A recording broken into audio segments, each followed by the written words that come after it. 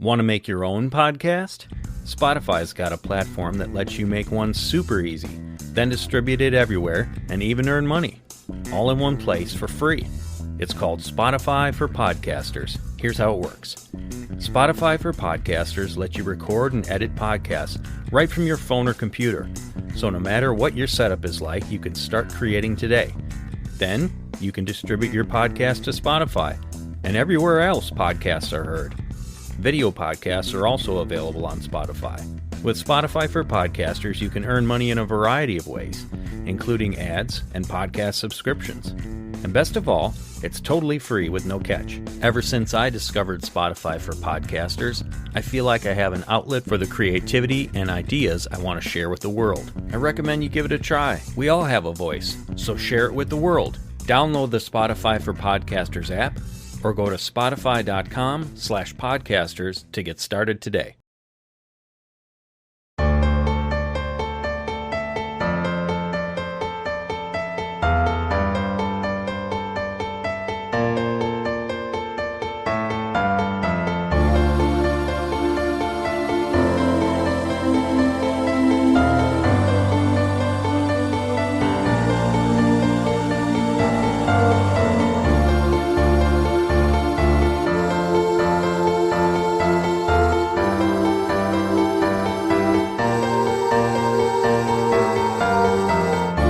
When I say Cabal, to define Cabal for your listeners, I would say that would be religious right, which is not part of the Christian circle.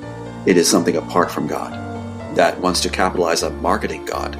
So, religious right with the agencies, government agencies, with a Hollywood group, it goes all the way to Vatican, Bank of England, you name it, they're all in it together, including the mafias. Destroyed. My life is destroyed. The way the studios do it to meet latches and things like that, time limits on filing things, is they destroy your life. They destroy your life. Then they mock you in the very work.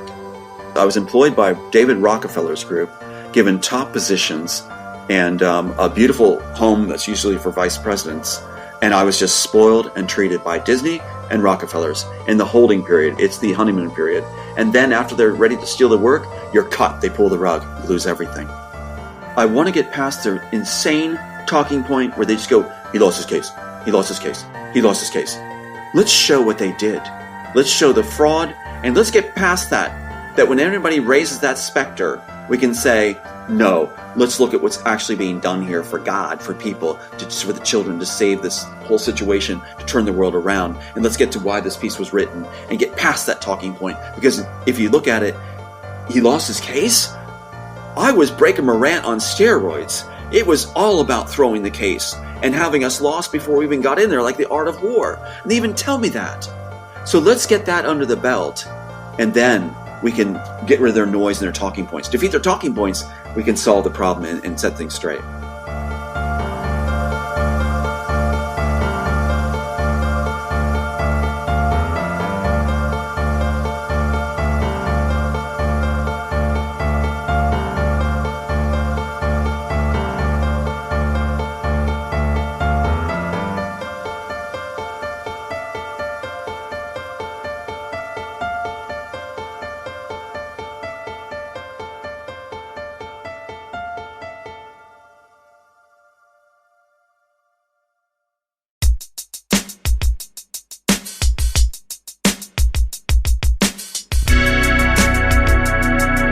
Welcome to the Days of Noah podcast, where we talk all things biblical, supernatural, and strange.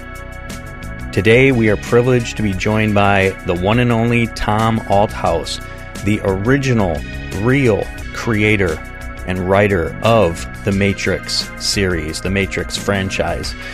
When he wrote it, it was called The Immortals, stolen by the Wachowskis and Warner Brothers, and he's got the receipts to prove it. But there's so much more to Tom's story. Crazy twists and turns, and we are just going to scratch the surface on this part one of our first conversation with Tom. And there are many more to come. But in this first part, we're going to lay the foundation for what was done to him and diagram the anatomy of intellectual property theft, how the movie studios what is their playbook? How they go about doing this? So sit back, enjoy the ride, and let's get started with Tom Althouse.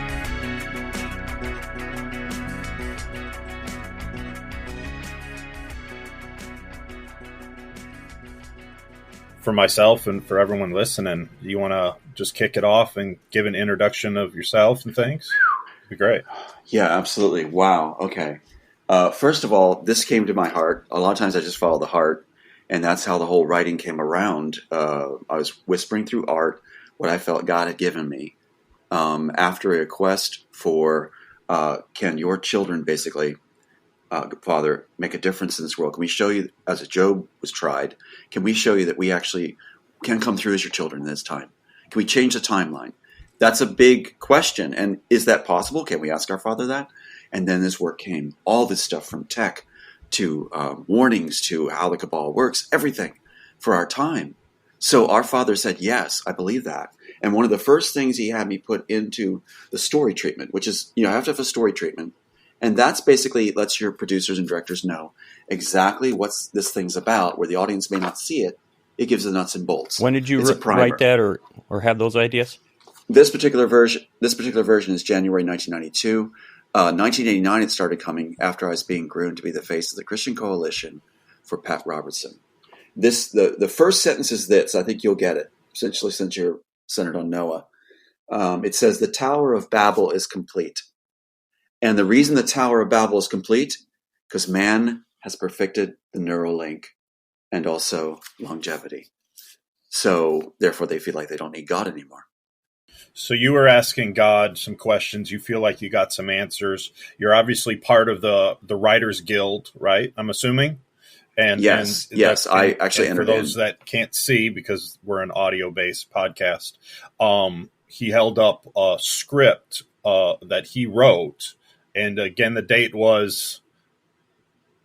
This one's 1992. 92. This is a story treatment. So this is 11 pages of a story treatment. So that's like a primer to the script. It's what you give producers and directors so they can understand the work. And here is the actual script. Now, this is 128 pages long with the music, and you'll see there 1998. This is the 1998 stamped version used on set in 1999. So this is what you can't get around. And they're trying to say forgery now, but I'm holding up for your listeners an embossed, you can't make that, gold embossed. You see the name of the actual supervisor at the Copyright Office, Angela Hightower, her signature. You see the PAU number right there, which means anybody can look up this thing and see it's there. So it's no saying it's a forgery. So that looks to me like notary. Is it similar to something notarized? Well, better. This is actually what do they say? Sealed from the Copyright Office and directors. It is a material from the U.S. government, U.S. Copyright Office.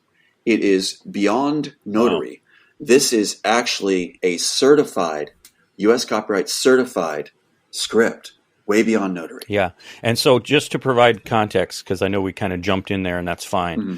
So, good question, so to everyone listening, and of course, I always record intros, prior to our interviews for the show to provide context. But Tom Althouse wrote what we know of as The Matrix. That whole movie series, he wrote it called The Immortals, and it was subsequently stolen by Warner Brothers. Is that fair to say? Okay. And we'll get into how that progressed. So that's why, we're introducing Tom as that screenwriter and providing context for that. So go ahead. Well, one of the things I wanted to also share is I sent you a thing that we've been just told about. Insiders are now helping us. They're actually bringing down their own ship. Their whole philosophy is pick the winning side. It's called 48 Ways to Power or something. And it's standard reading within the Cabal. And a Cabal, when I say Cabal, to define Cabal for your listeners, I would say that would be religious right, which is not part of the Christian circle. It is something apart from God that wants to capitalize on marketing God. That's inside there too. That's really the wrong way to go. And in fact, Pat Robertson said he had a law of reciprocity, which meant, he said in a video, that you can hold God to his own laws and make a fortune off of God by his own laws, by binding him by his own laws to make yourself rich. Unbelievable statements.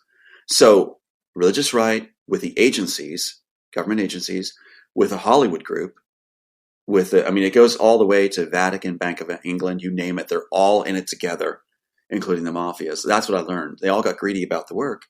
And that's why those entries I sent you about Tom Hanks, yes, that you have is very important, and might even we step into it now, maybe. But yeah, we will. So maybe put another way, the Cabal is the interconnected world system, the Luciferian system, whether it's people at the very top who are literally, worshiping Satan, sacrificing children, all of that, down the levels to just give me the money and the women, and I won't tell what you're up to, And so it's everyone's looking out for each other. Just like Luke, when we were talking about Fiona Barnett's documentary, Candy Girl, and she was Tom, I mentioned her to you last night. Briefly, but she was trafficked as a child in Australia, and she, brings up, the Kidmans, Anthony and Nicole, and they were right there watching these rituals and stuff. But basically, like the judges, the police, the politicians, like they're all looking out for one another, right? And, that's something you're going to see. Yeah. Not jump on you, but you're going to see people who are unqualified getting top positions, and they'll go from position to position that doesn't even correlate.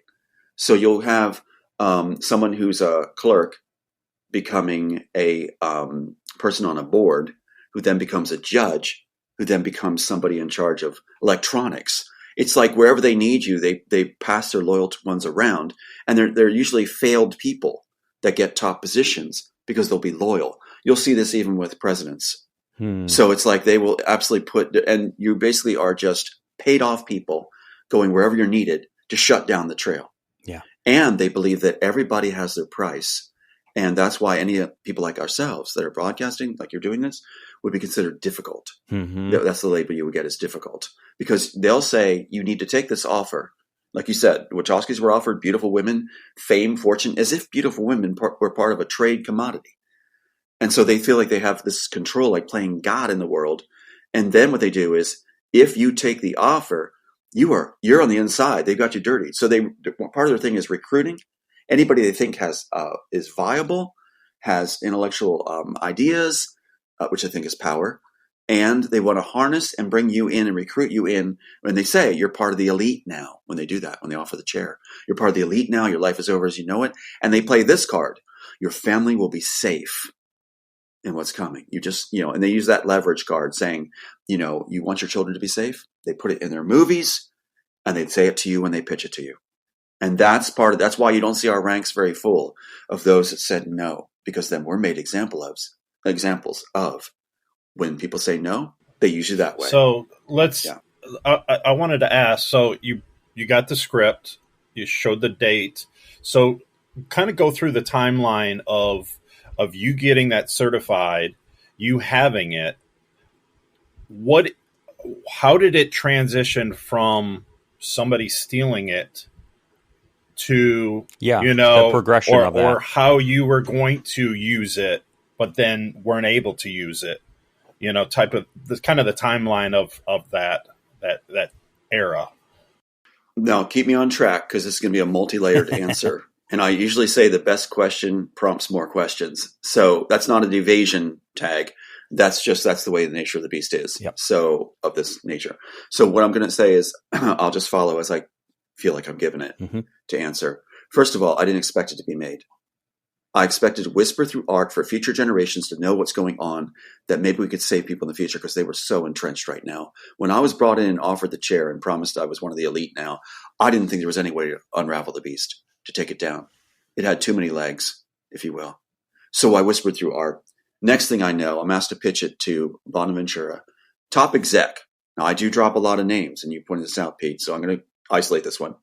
Lorenzo D. Bonaventura still claims he discovered and shepherded the Matrix story. And exec at where? Warner Brothers. Warner Brothers. Okay. Top.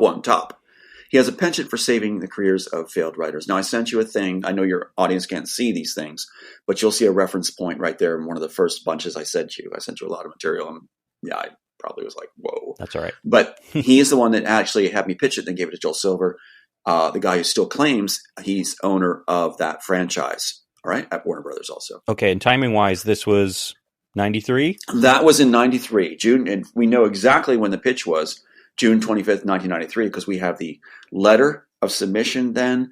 We have the tracking number receipt from the original attorney. We have their attorneys that they supplied me to throw the case, saying that James Boyd of Norfolk had nothing, and turns out he had everything and supplied it, testified, affidavit, everything. All right, so you pitched it. Everything was a script, yeah. Pitched it. They said they're making it. It's revolutionary. Bonaventura actually ran to a bank in Albany when I pitched it in New York, Long Island, and bragged about having this new revolutionary piece. All these studios were interested in it, and that's in 1993. That's also in 1993 when Disney is very much getting involved. They set up Mike Lang, Harvey Weinstein's boss, at Disney. His name's important because they're trying to bury it.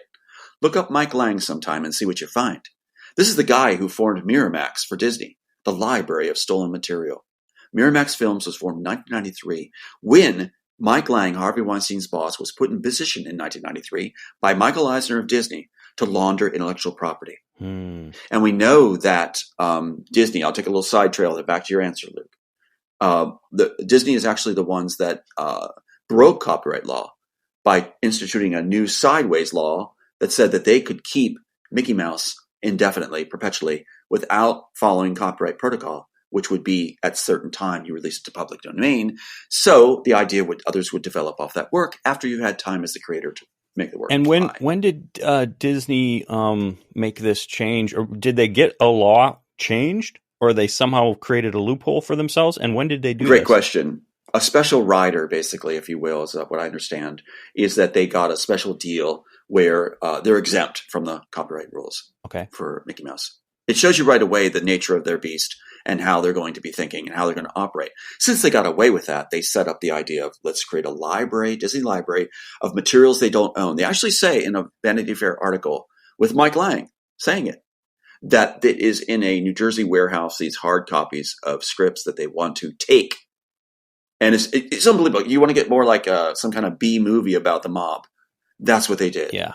So this is Italian mafia actually became Disney. And when did they do this now? Was this in the 80s or 90s or long ago? I'd have to look up for the exact date. I'd be wrong to just throw one out there. I'd have to see what it is. That'd be just a research tab. Okay. So with you presenting this to these very important people, these individuals that could bring it to life, what is the normal process? I would venture to guess that there would be a contract. They say, we love it. And Great then question. Since you're the owner of that material, I would think they would present to you a contract that you would sign that would give you compensation, the right for them to use it. Exactly. And a non-disclosure too, right, Tom? Exactly. You're on track. See, they take you down a rabbit trail where you're following as they say. They get you in, they say yes to you, they snow you with this idea of like, oh man, you made it now. This is revolutionary. We're doing this. Here's what you do. We have to follow protocol. They even let you know that you need to follow a certain protocol to make you feel like you're on track and everything's checked and dotted, right? Crossed and dotted. So what they do is, in my case, they said, Bonaventura said, okay, we need to, he said, I'll push it through. Right there is your clue. It's, as you said, a contract. It's supposed to be a contract. But he's saying, I'll push it through, but to meet protocol, have an attorney submit it. But what you're supposed to really do is have an agent submit it, and Warner Bros. Doesn't select unsolicited work. So Bonaventura uses that angle. It's such a great question because he plays it this way. He says, I'll push it through because they don't accept unsolicited work. So I'll make sure it gets in. I have a friend at the story department named Elizabeth. It's on James Boyd's submission letter we have that you have a copy of now. You have the copy and affidavit both. So you can attest to this. So he's saying, I'll push it through. You submit it through an attorney to my friend at the story department, Elizabeth. She'll make sure it gets to the hands of Diane Bellis. I'll give you names, but these are names at the time. They're important to note. Head of the story department at Warner Bros. So that letter of submission, we can see we're doing it right. 4000 Warner Brother Lane, Elizabeth, care of Elizabeth to Diane Bellis. Here's the story, treatment, script, character breakdown, music through James Boyd in Norfolk, tracking number, receipt. Everything was done properly according to the way Bonaventura instructed us. Yet, the question is so beautiful, Luke, because what is he actually doing? He's saying that phrase, I will push it through because of protocols, which means he's taken us off protocols. See, yet we're meeting protocols at the same time by this idea. An attorney is better than an agent submitting, because an attorney, attorneys submitting to studios, tracking number, receipt. So how do they play that? And this is very important, never been discussed before. They'll say they didn't get it later. Well, he's got the tracking number, the receipt, and everything. So that's one way they'll play it. The other way is you didn't follow protocol. You're supposed to send it through an agent, not an attorney. Well, Diane Bellis had talked to me on the phone after the fact and said, next time, send it through an agent. That was their cover. So Bonaventura at the beginning should have said, send it through an agent, not an attorney. Okay. Yet an attorney's better. Yet they're able to play that card, and they did. They said, it wasn't submitted through an agent. We don't take unsolicited work. So how is it, and I'm seeing the divide that you're creating between how it should have been done. So how is it slipping out of your fingers then? So he's taking the ball and running with it, all the while telling you he's walking in lockstep with you, which he's not. Right. So well, continue the path of how it's slipping out of your fingers. You guys are good. This is so important. No, you're good. Yeah, have Diane Bellis talk to me. They have Diane Bellis talk to me on the phone, and she says this: no one's going to be interested in anything with Hitler in it. Now but she says, first of all, she says this: I got the materials. We have it. Next time, send it through an agent so we're both protected. Now, why would Diane Bellis, the head of the story department, say, so we're both protected? An attorney is better than an agent. Yeah. An attorney is better than an agent. So we actually did it better.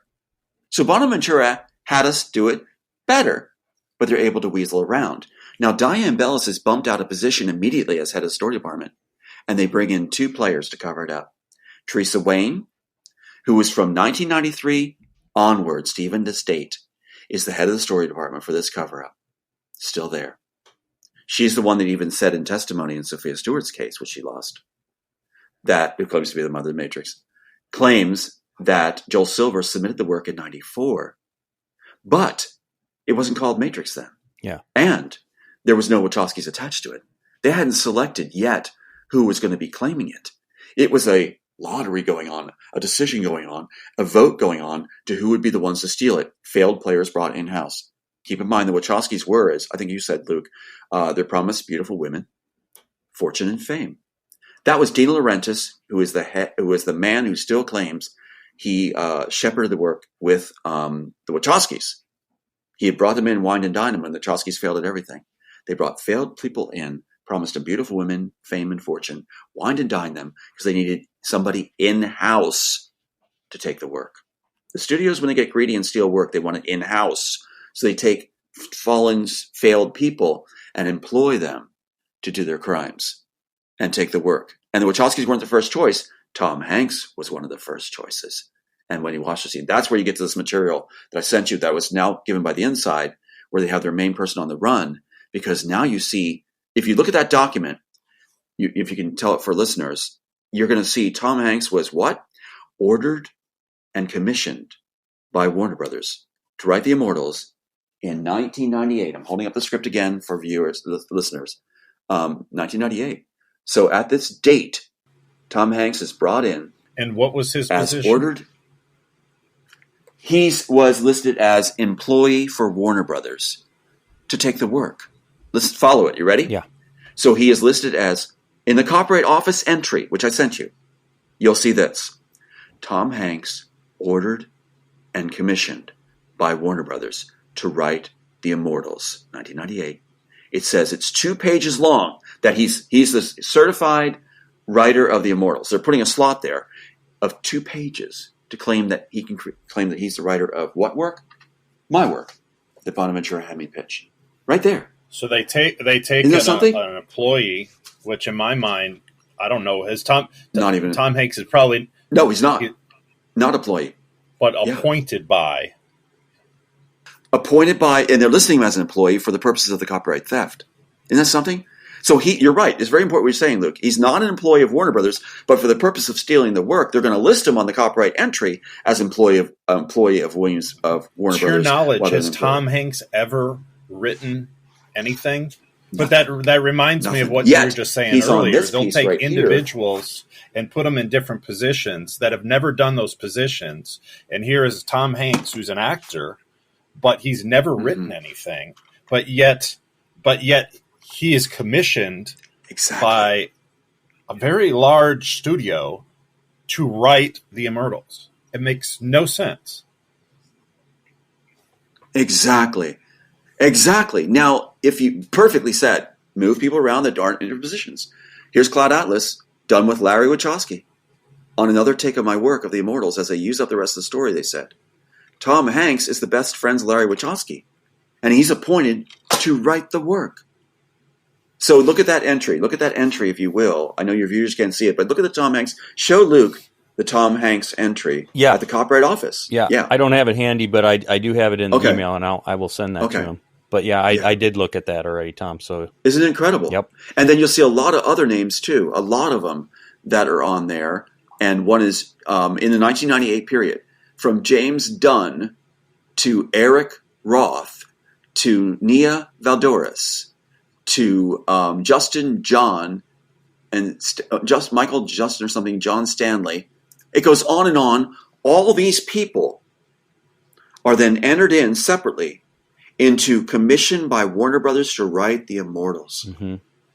That's why the Wachowskis were not first picks. That's why Joel Silver had to give them an audition piece called Bound to prove they could direct. That's why the Wachowskis said in an article they failed as writers, would have to pack their bags unless they're given the Science Project to direct. So and that was in 1995. You said that an attorney was better than an agent. So I'm assuming there's examples of people using, maybe from the Writers Guild, using attorneys versus agents. Would that be an accurate statement? It's a great assessment, a great question. And actually, I would have to search for those examples. What I was told by Warner Brothers staff was that attorney is better. That's why they enticed us with that move, because the attorney has all the records. He's got it, proven that it's submitted. What did he do? What did James Boyd do? Certified so that was mail, your attorney that number. Submitted that stuff. That's pretty good. There was an attorney. Attorney actually attached to that time, Warner Brothers. Just wait. In a sense, they're taking. Sit back. You've made it. Sit back. We made it. We have to, let them go through a certain process. That's what I was going to ask. So you're talking about in '98, and Tom Hanks is commissioned to do this work, supposedly. What happened between '94 and '98? Where are you in all this? What are you being told? Destroyed. My life is destroyed. The way the studios do it to meet latches and things like that, time limits on filing things, is they destroy your life. They destroy your life. Then they mock you in the very work. It's such a great question, but it gets into the real meaty part. What did they tell? 2 sons murdered. What did they tell you to string you along for those 4 years? Oh, we're still working on it. They sent me to the Rockefellers. I was employed by David Rockefeller's group, given top positions and a beautiful home that's usually for vice presidents. And I was just spoiled and treated by Disney and Rockefellers in the holding period. It's the honeymoon period. And then after they're ready to steal the work, you're cut. They pull the rug. You lose everything. And is that a standard amount of time to go from here's a script to 4 years later, now we're going to start working? Because when did they start actually working on the movie? That's a great question again. No, they have to go through the theft process to lock it all down. That's where Kate Chilton comes into play. They had to appoint a point woman that was actually a failed person. She was only a clerk, put into basically top of Warner Brothers Legal, along with Teresa Wayne at the same time, to make sure that this would be stolen. So there's a period they had to set up. Okay, so you were kind of kept happy to buy themselves time. I was kept in the hen house and just spoiled to death like a rooster. Yep. Until they were ready to pull the rug. I mean, Disney even set me up on Maui, gave me top positions. I was given a home and a condo. It looked like, it's one of those things where they give you the throne so they can take the throne. Yeah. And it was that's exactly what they did. And in my mind, everything. And maybe educate us on the Writers Guild part. So in my mind, there Please. should be in the contract that would be presented to you, being the author of this work, something dealing with royalties. So even if you were wined and dined and you maybe in your mind, Luke, you're like, okay, this is part of me making it, but there was nothing signed that you, right? It's as far as once it actually comes to fruition, that's the shell game. It's out there, the 10 years, 20 years, the continual revenue that you should be awarded. Right. So well, you're there talking was about the never dog and anything pony show, the snake and oil show, presented to you. the shell game. They shell game. They give you a lot of talk, a lot of benefits. They snow you with trips and everything. I was spoiled to death. And what they did was they're just avoiding that contract. They did the same thing with the attorney to throw my case. The attorney to throw my case was unlicensed to practice law. And he had a contract for us. Then he says, he doesn't remember where it was. Then after he throws the case, he produces another contract for me to sign, he says, which will be just like the one before, but claims he never had a contract. It's the same game where you hit it, Luke. It's the contract game. And they give you everything under the sun to keep you away from that contract. And then they even take the contract away. I've got it all here. In fact, look at this right here.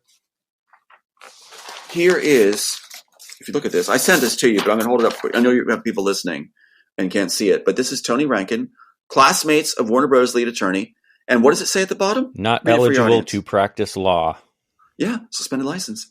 So therefore, I lose my case right away as soon as he signs on. He doesn't tell me that, does he? For 3 years, he doesn't tell me that. And then we go to file. He files it pro per when he's supposed to be filing as an attorney.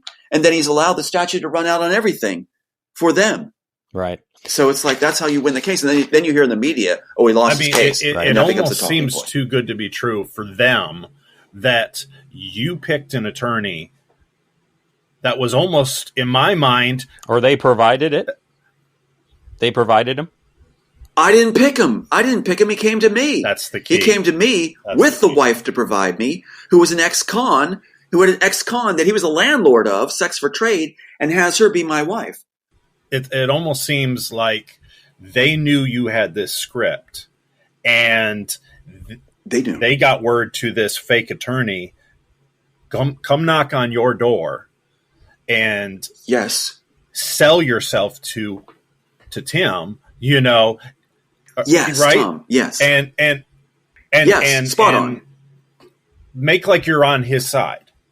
Exactly. But really, he's it's almost like he's an employee of Warner Brothers. He is. He kept saying throughout the whole process, I just want to give Warner Bros. Everything they want and be done with this. That's what he kept saying. And then he never did any discovery whatsoever. He runs the clock out. You can't have other attorneys because his contract is illegal. The contract says that if you do anything that he doesn't want, including no depositions of them except that they're telephonic, and a stipulation order where they don't show any evidence ever.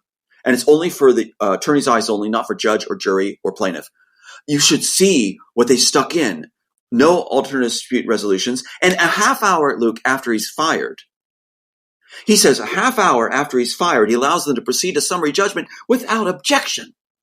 Which means that's the only way you can win a summary judgment with all the evidence we have. You have all this evidence given to you that can't be refuted. It's there. Where they put in not only Tom Hanks, they put my whole information in the first graphic of The Matrix. So am I angry? Sure. Mm-hmm. And that's one thing they say to me. Oh, he's angry. If your sons were murdered, you took everything away from somebody and broke them and mocked him for it. Do you think he'd be angry?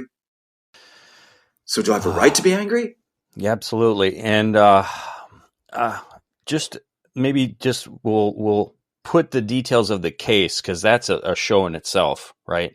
Let's put that. It's a show in itself for a moment. Yes, but I think we did a good treatise to how we got here, how you were snowed this whole time, and how it was done. And I was going to say, obviously, it's not. They go through this all the time with intellectual property and creating a brand and a household name, the Matrix series, right. So, but that 4 years where they were, keeping you happy in the henhouse, you didn't know that's, not the way that things should have gone. I thought Yeah, sorry, Pete, I want to just interject this. Go I ahead. thought it was proof that they were being forthright. Yes. I thought with all that gifts and treatment and special treatments of loved ones, that was proof we were Because why would they circle. spend the money on you? Exactly. I thought that was you just pointed out a really good move, a sinister move to placate and take us off what Luke is talking about. We should have been focused on contracts. Mm-hmm. And it worked. It works because you don't want to bite the hand that's feeding you. You don't want to go to them and say, "Hey, wait a minute." When they're it seems like they're treating you like royalty. Factor, because when you have an attorney, and you said it many times, in your mind, an attorney was better than an agent, because of the knowledge and it sounds like he did some things that was in your favor as far as tracking and some of the recordings that were done, even though he wasn't legally right. But when you have somebody like that at your side that you think is licensed, properly and is doing everything for your best interests in your mind, they're doing that. It gives you, I don't know, you kind of get a little peace. You get a little relaxed. Yes. And then you're getting some of the benefits. So you're not doing the due diligence that maybe you should have because you're not on your edge of your seat. You're kind of relaxed. That's right. Very good. You're very good. And look, you just hit something so important with a couple of things, really. What happened in the process was we started to feel like, let's help out, right? So this unlicensed attorney that's running out the clock for 3 years on statutes, right? Running it out. And then disappears on vacation and files too late, calls the day after and says, oh, we just missed it. Where were you the whole time after 3 years of prep? And this is what we did. We started feeling like, let's help out. So we do this like to help out like a parent almost. We go and start researching Sophia Stewart's failed case and summary judgment and find all these materials. And just for context, who's Sophia Stewart and what role is she did playing? We find out. The actual role was she was appointed by Warner Brothers, by Kate Chilton of Warner Brothers, the architect of this whole thing, theft, to be the first claimant for the public. And they made her look like they make the Oracle look like her so they could be a claimant. It's not about material. She has 33 pages. Never wrote a screenplay in her life. Just 33 pages. Is not. What was her position? And she was a failed writer out of USC, out of the projects, and so Warner Brothers hired her after she failed and brought her like the Wachowskis in-house to handle me. She was a handler, so she came to me and said, I'm gonna, I'll help you. I'm gonna work with you, and then pulls the rug. At what time were you introduced to her in the mid-90s? The period. Well, we have a Kate Chilton sellout letter, where Kate Chilton, head of Warner Brothers, and also went to Netflix to launder this stuff after that. A letter where she tells Sophia Stewart she's not going to give her $5 to $7 million anymore. She's not needed for the period 2009 to 2014. And they just spelled out in the letter 2009 to 2014 is when she handled me. Oh, 2009, okay. Yeah. And I know we're saving the case info for later, but when was your these 3 years of when your case was going on? The throne case? The throne case was this. And like you said, we'll go over this later, and I'll have all the documents you can talk over too and see for yourself. Really, it's introduced to me in 2009 because that statute's for 1999. See, they want the author to know so they can have control of the author and his evidence. They get all my evidence this way. See, and they can block any publicity. And with the honeypot wife thrown in, the ex-con, they can have stuff disappear. So 2009 is when they institute, and then they decide to go file it at statutes. See, 2009, they run out the 3-year preparatory period where you can file within 3 years of discovery. They run it out, and then the day after that runs out is when he reappears and says, oh, we're too late. So that's the period from 2009 to 2012. And 2012, he says, well, go ahead anyway. It's already thrown.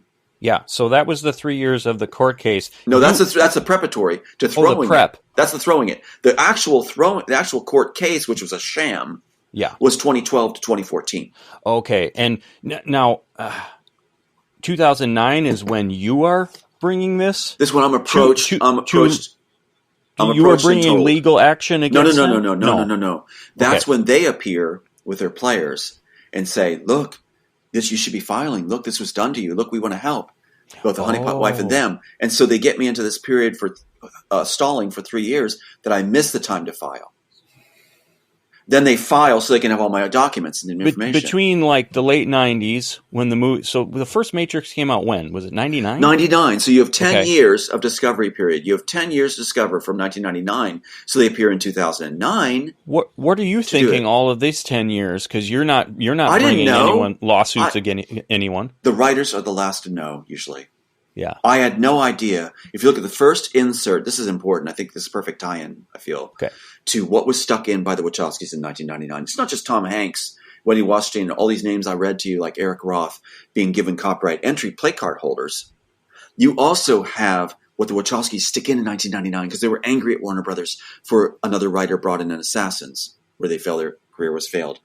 What was stuck in that first graphic, guys? What's stuck in the first graphic in the Matrix, which cannot go away? If you freeze any interrogation document scene, you're going to see what? And get this. Are you ready? Yep. You're going to see this stacked there. They call it stacking because it has to get by the clearance department of Warner Brothers. So you're going to see my high school as Neo's Central West High. You're going to see it as Neo's school. My high school, West, Central West. Now, what's the odds, probability of having the actual writer who holds the copyright, there's no copyright in the Matrix, has actually the copyright, having his high school in the first graphic shot and the first scene done? What's the chances, guys? That's a slap in the face, now let's add to that. Right.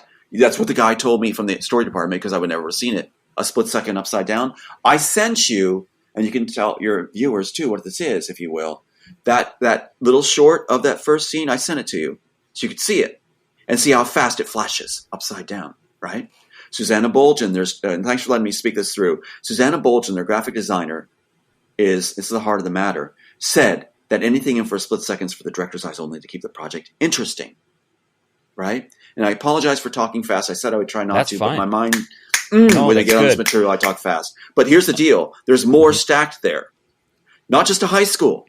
We're thinking about the mathematical probability, and we're doing a documentary about what's the mathematical probability, right, Luke, of the high school being there. All right? Right now, it's like winning the lottery.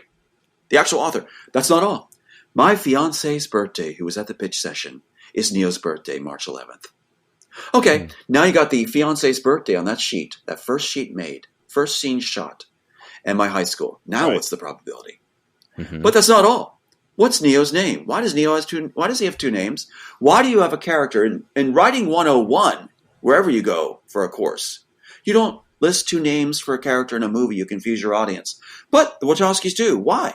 Why is Neo called Thomas A? Because Thomas A is the author. Why Anderson? Anderson's my Scottish clan name. So you've got the author's name, his fiance's birthday, and also the high school. That's not all. The banner has my birthday, her birthday, my high school, my name. That's not all. My father's name is Neo's name. John, Neo's father's name. John is my father's name. So you have my father's name, bear with me, father's name, high school, fiance's birthday, my birthday, all in the graphic. That's not all. My marital status is there, single at the time. Capital city is what they list, where Washington, D.C. is my main character's home. So you have that. In the column, it says TA 4099 in bold, black. TA was 40 in 1999. So you have how many entries? Stacked. That's not all. This is all one graphic. First graphic in the Matrix. You also have Michelle McGahee as Neo's mom. Sounds innocuous until you understand that Michelle McGahee is the art director as Neo's mom. It's a joke. Owen Patterson's the other school. Well, Owen Patterson's the production manager. It gets better. One more. We're even on the same document. You have it. You have it seen flipping through. That's not all. Because Owen Patterson and Michelle McGahee, in with all my materials, is also who the Wachowskis blame for sticking there in testimony. Think of it. They're not saying it's not there. They're not saying they didn't put the author's information in. They're saying that Michelle McGahee and Owen Patterson, the production manager and art director, did it. Does that negate that it's there? Does that mean that the Wachowskis, who said that every cell, quote, cell that went into Matrix is by their permission only, jointly between him and Larry and Andy, does that negate it then? It means they greenlighted it for them to do it. So what a stupid, weak argument to say, well, Michelle McGahee and Owen Patterson put it there. We didn't. So all of this is, if you pause the very first opening Go to it. scene. Go to the all first of scene. this is there. Go to the Wow. first scene. I'm going to do it today. Pause it. Do it. Pause I haven't done it yet, but see how fast it goes by. And keep in mind, too, guys, I'm glad we were able to cover this importantly. It's very important. Yeah. This is what's going to floor Kate Chilton in the end, the one that architected this whole thing, and Mike Lang from Disney. So if you look at it, keep in mind as you try to freeze frame that digitally, try doing it on VHS. In 1999, oh yeah. Try to get a clear image. I remember trying. And look how and you faint get it those is. lines Yeah, and right? stuff. I thought it was yeah. CDs or DVDs were so amazing when you could pause it and you could actually see the whole screen. I was like, wow, that's cool. Yes. And DVDs. VHS. So VHS is 250. It's worth trying. 250p, Yeah. guys. So what? HD is 1080p, right? Yep. A DVD is 480, and like Luke said, that's pretty clear. A VHS was 250p. Yeah. Well, that's not all. Do you know in the industry how the standard for like phone numbers, right? It was so annoying. You would hear a guy go, "My phone number is 5." Yes. And it was so annoying. Well, in the clocks, they had a standard also, which was the smiling hands 10 after 10. Smiling hands, and displays in stores do 10 after 10 clocks. Yes. That changed in the industry in 2003. You know why? Because I'm going to show you the graphic that Wachowski's put in Animatrix. Again, this cannot be denied. Anybody can freeze frame it from the Animatrix. Watch what I hold up. Wait, now I got to see how it lines up on the camera here. Okay, now you ready? It's going to disappear. And I'm going to show it again. Hold on. Okay, black hands 7 to 59, 1 before the 60. The red hand 4 past the 4. As it goes to black, I'm going to go again. Watch again. Watch this. Okay, 7 to 59 in black. See it? Yep. And and that's from the movie Animatrix? Animatrix. Now, here's the deal. Here's the deal. My birthday is 7/2/59, July 2nd, 59.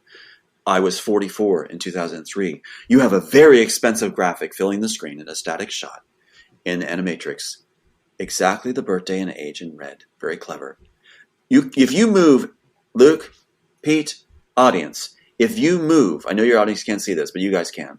If you move any hand 1 degree, 60 degrees, any degree, it no longer counts, no longer holds. It is perfectly matched to the author's exact birthday and age. Exactly. And Animatrix was ideas that was part of your work too? That was a spin-off of From the Immortals? Great question. Thank you, Pete. Yep. Watch this. Yep. In here is 190 revolutionary concepts and matchups. That's more than one a page on the average. And what you have here is what they did was in Animatrix, here you go. They made it up on set as they shot. That's why there's a 20-foot rule. It sounds like, listen to what we're saying. A 20-foot rule can't be denied. That if you're within 20 feet of this, you're fired. Did you know any other film where they had a 20-foot rule that the actors and staff and crew are not allowed within 20 feet of the directors because they're holding stolen work?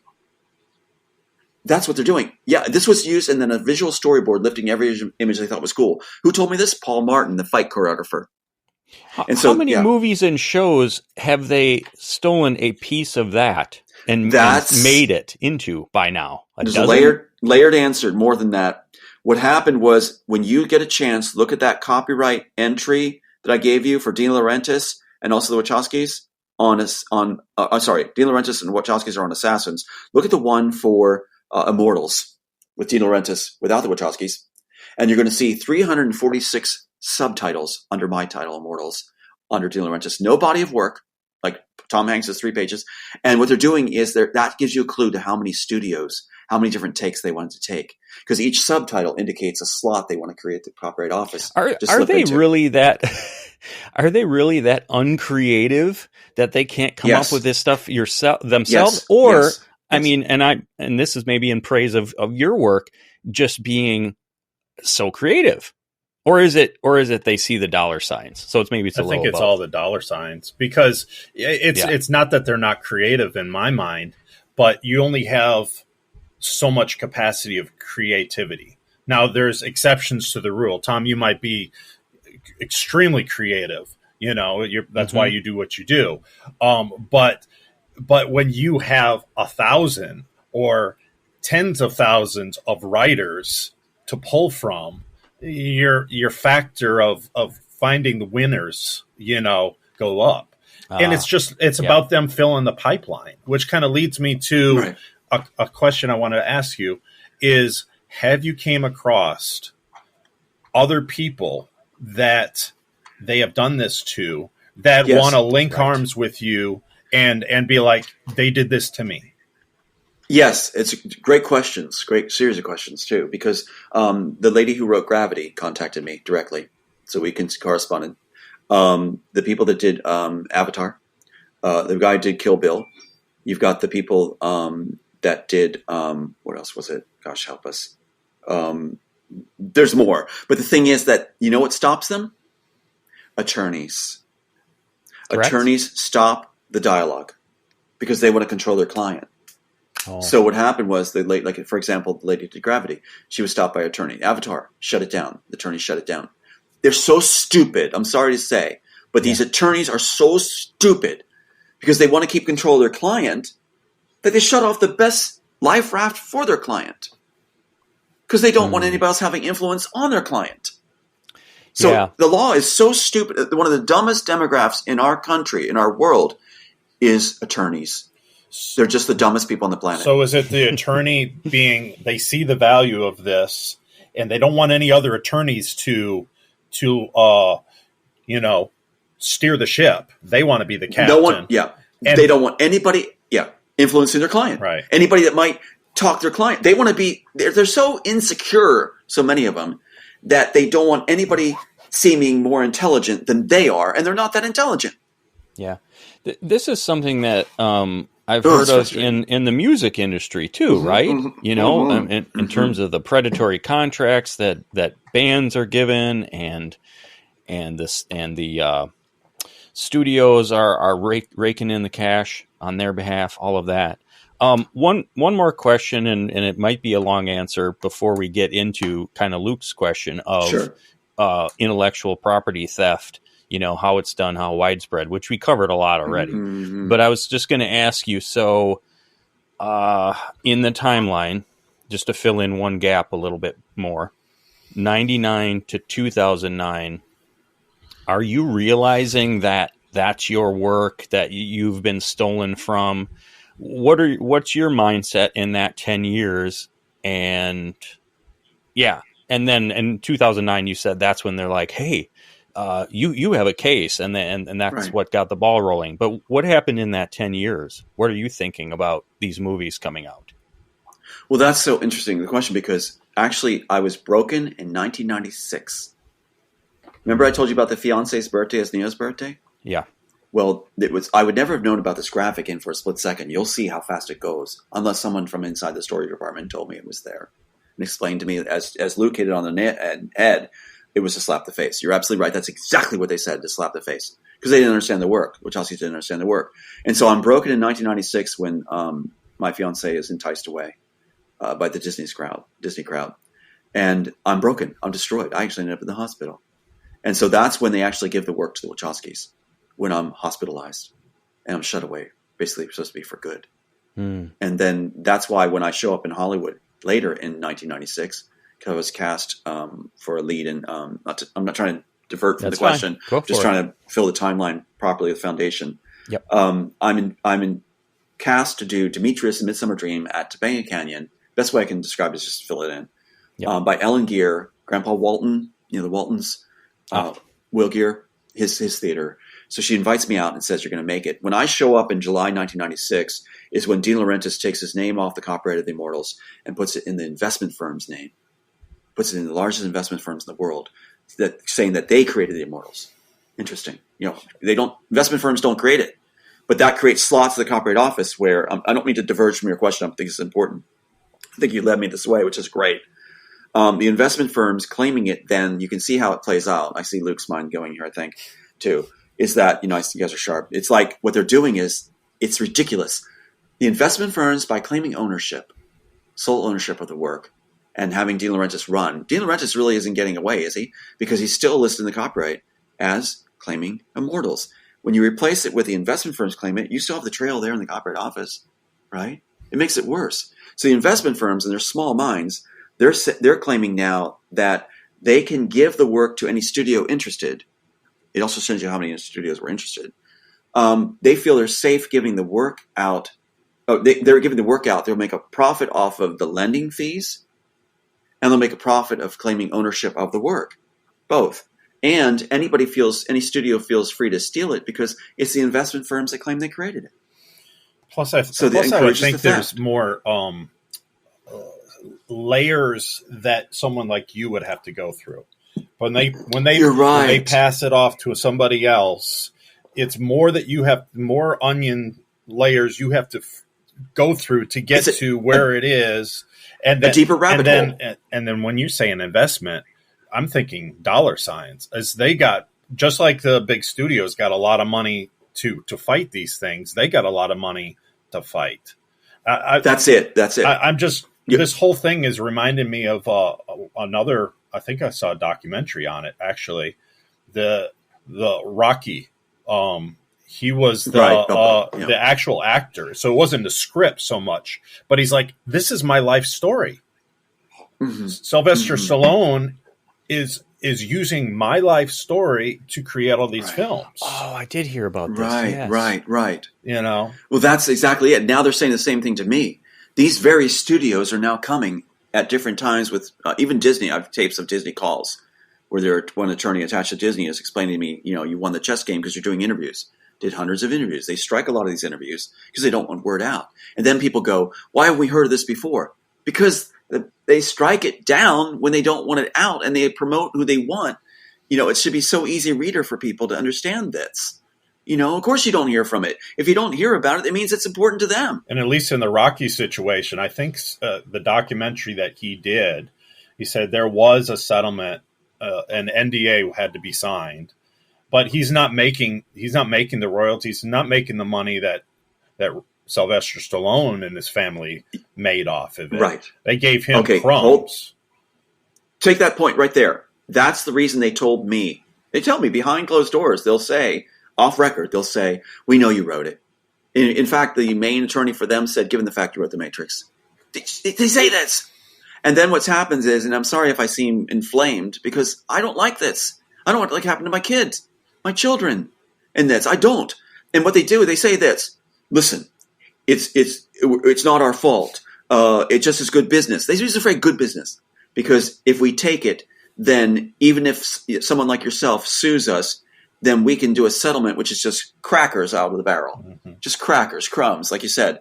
And it's just sound business. We made a profit off this by settling. So even if you get that far to a settlement, it won't be near the money we made off of your work. Yes. Well, that's what the banks do too. They do things.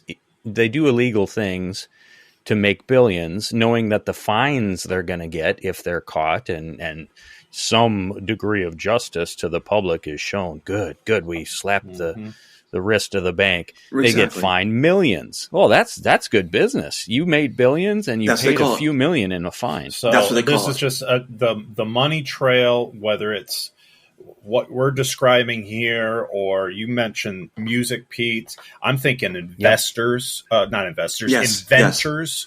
How many people that have, have an idea and they're like, well, that's the thing. This is revolutionary. And then they go to a patent attorney. There's another what tech is, Luke, you hit it. What tech is in here? And then somebody steals your idea.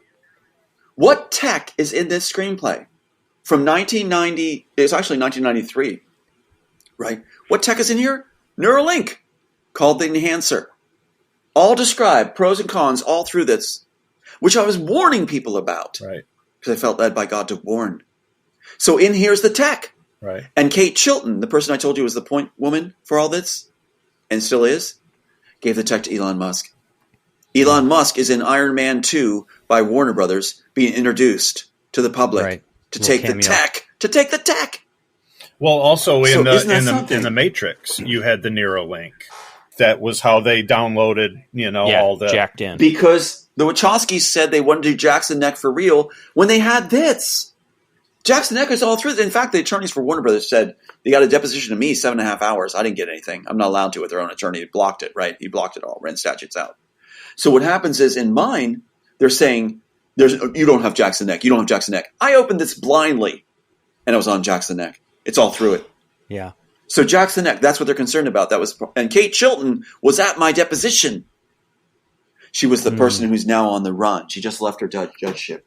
So they're afraid Well, now with this Tom Hanks delivery thing being brought forward. Yeah. Let's keep going with this track because I think this is important to lay this foundation Absolutely. of who is Tom Althouse and what did you create and what happened to you. And I know, you and I went over a dozen or so different topics, and I sent this to Luke to the show notes. But Right. We'll give those time in future talks with you if you'd be willing. That would be great. Let's do it. Let's get this out, because you know what I Yes. want? I want it to be able that we get past their talking point. Hear my heart on this. I want to say this to you guys. I want to get past their insane talking point where they just go, he lost his case. He lost his case. He lost his case.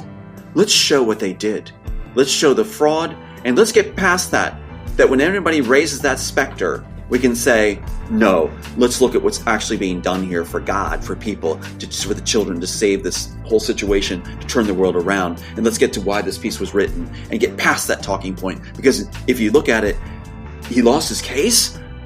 I was Breaker Morant on steroids. It was all about throwing the case and having us lost before we even got in there, like the art of war. And they even tell me that.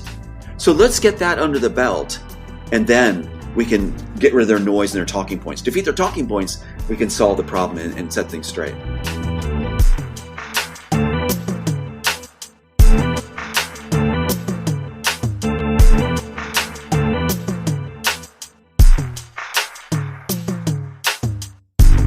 You've been listening to the Days of Noah podcast. Thanks for tuning in again this week. As always, remember to like, share, and subscribe to us on your favorite podcast platform. And leave us that 5-star review, especially on Apple. It really does help to spread the algorithm to allow more people to find the show.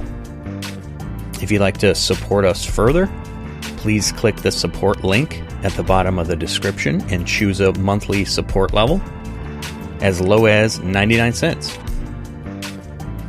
Feel free to reach out to us with any questions or comments for the show at thedaysofnoahpodcast@gmail.com. Take care, guys. See you next week. God bless.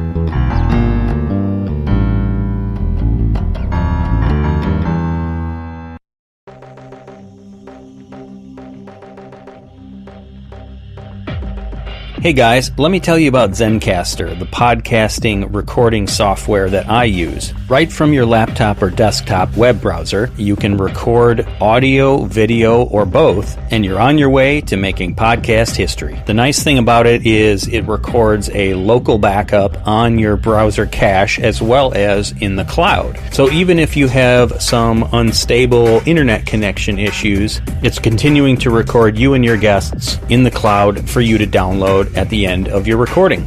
A friend of mine from another podcast turned me on to Zencastr, and I've never looked back. One thing I like about it is just how easy it is to use. You can share the link with your guests. They don't have to download any software or subscribe to anything or sign up. Another great thing about Zencastr is it's totally free to use. Although if you would like to do post-production editing of your audio and video, you can do that right on Zencastr with one of their affordable paid plans. Now, me personally, I use my own audio software to do my editing for the show, and I just use Zencastr Creator Plus, which is a free account, in order to record the audio with my guests. But if you'd like to get started with one of the paid plans and take advantage of all the features that Zencastr has to offer, to get started, go to zencastr.com/pricing. That's zencastr.com/pricing, and use my code Genesis6. That's Genesis and the number 6, and you'll get 30% off your first month of any Zencastr paid plan. I want you to have the same easy experience as I do for all my podcasting and content needs. It's time to share your story.